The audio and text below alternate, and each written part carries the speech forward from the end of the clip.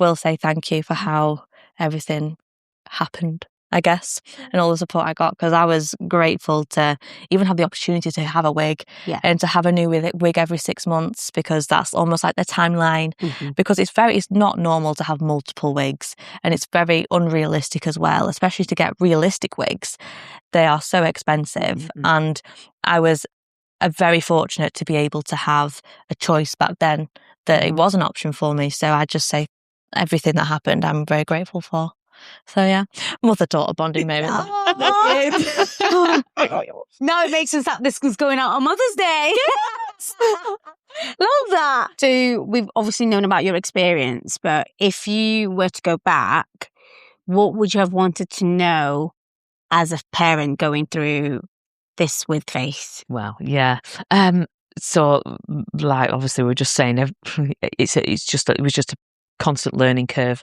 I think knowing about support groups might have been a beneficial, but I think it's like at that time, I think I was that focused trying to make things right, or trying to make things better. So I suppose now going down the line, probably try and be a bit more relaxed about things, or if other parents were going through things like this, like the alopecia, it would have been nice to swap stories or swap circumstances, and been support for each other, or just like a sounding board for each other, because sometimes it can take over your life, which you try not to let it, because it's it is just a part of life. But I think, thinking about it now, the celiac, because obviously with being autoimmune, they usually come in pairs or multiple. At the moment, I'm adding on. Don't give me the list. Oh, Faith. So I think that was probably harder to deal with than the alopecia was, almost, because that impacted more on the family as well.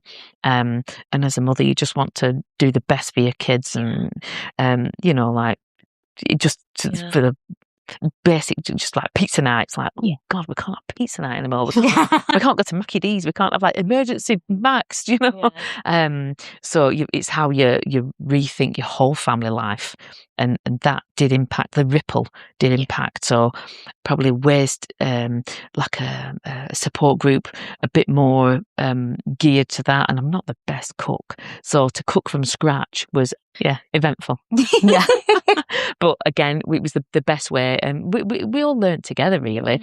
Massively. So that's the key. Still now, I'm learning. I've recently learned that air fryers are actually very damaging for celiacs. If you cook something with gluten in your air fryer, don't clean it, or just put a tray on there for the celiac food.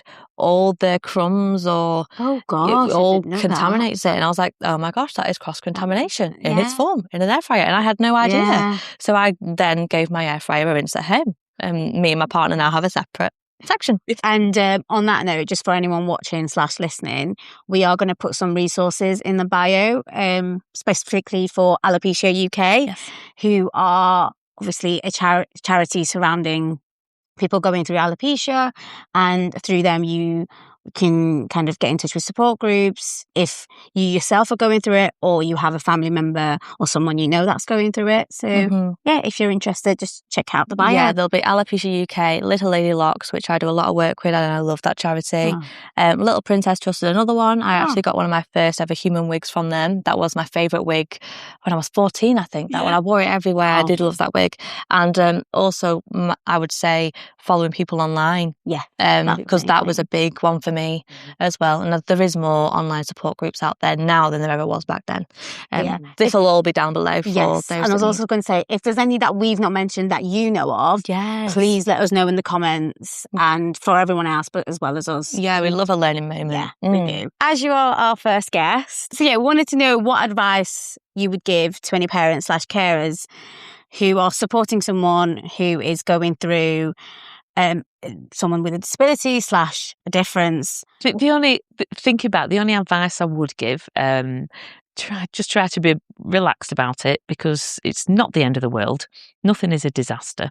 And I think, to be honest, let the person lead the way they want to be led and just support them rather than try and fix the problem. You can do as much as you can, but if you don't manage to fix the problem, just roll with it and try and be a bit more relaxed with it. Yeah, I really like that. Yeah. I think, a lot of people could relate to that. Yeah. I think. So thank you so much, Mum, Angela, for coming on today. We have come to the end of the episode. So thank you everyone for listening or watching. And we hope to see you again next Wednesday. Bye. Bye.